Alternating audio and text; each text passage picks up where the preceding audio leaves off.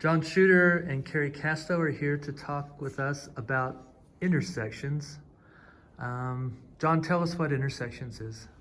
Well, Intersections has a long history, approximately, I'm guessing 15 years. I've been attending maybe 10 of those. And it was originally the idea of bringing in contemporary issues and how they intersect with our faith, our life of faith. Good. And when does Intersections meet? It starts at 8:30 every Sunday morning. Every Sunday If you morning. can't attend, we have a Zoom. People join us on Zoom. And how many folks are there? Anywhere between 4 and 10, Yeah, it varies from week to week. depending on how busy we are. Give us an idea of the kind of things you read and discuss. We read books that help us understand our world and our life, help us have conversations for the hard things like being kind and actually living our faith. The one we're doing right now is Life After Doom, and it sounds pretty intense. And it is. It is. We're still on the doom part. We're looking forward to finding out how to overcome doom. It's really about all the issues that are in our society today and how we approach those as Christians. Uh-huh. And another book that we just recently finished is Forgive Everyone by Father Gregory Boyle. This is kind of a composite of some parts from his other books, but he really talks about a lot of his personal interactions with the folks that he works with who are gang members in LA. And he's got an industry there where he trains and works with these folks. We learned so much about forgiving little things.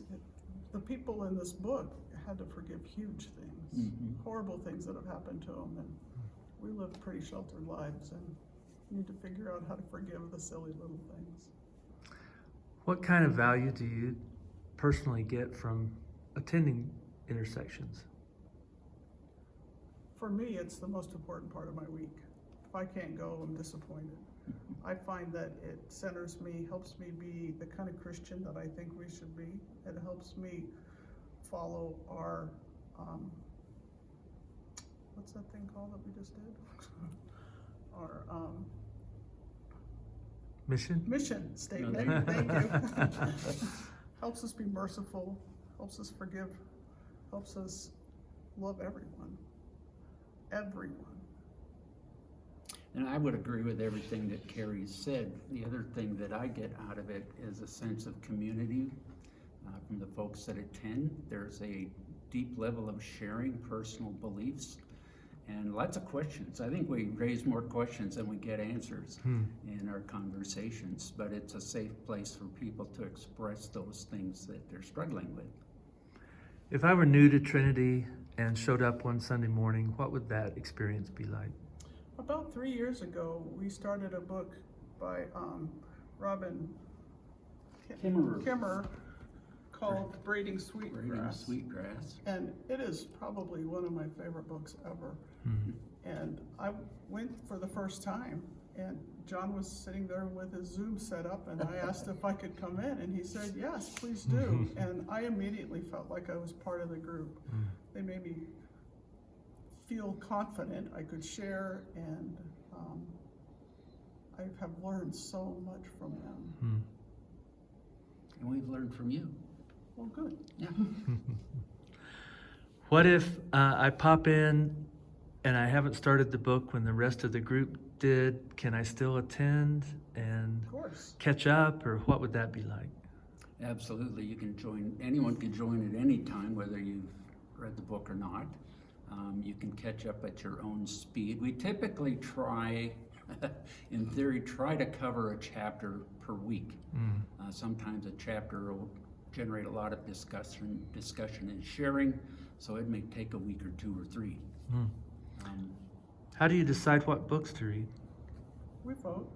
It's a group process. Yeah. We start with suggestions first, then there's usually a list generated and people will vote on their first top 2 or 3 books, and then as a group we'll select a book from that group. What role does Intersections play in the life of this church? Wow, that's big. Ask another question. It's huge, it's really big. It is, it's been around for so long, and at one time there was a proposal to change the name of it, believe it or not. And the discussion wound up saying, no, we can't change the name, it's just too well known. It's a kind of a standard of what we offer here at the church. Is there a tradition of study in Presbyterianism? Oh, yeah, it's huge. Yeah. Yeah, I've been to quite a few Presbyterian churches, and they're all about education and learning.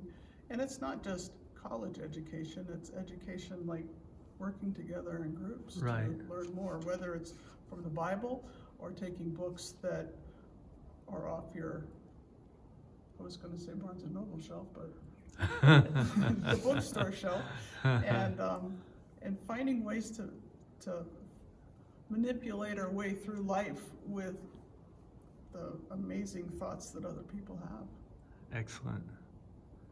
All right. Well, thank you both. I think that gives us a real good idea of what Intersections is about. Everyone is welcome every Sunday morning. Absolutely.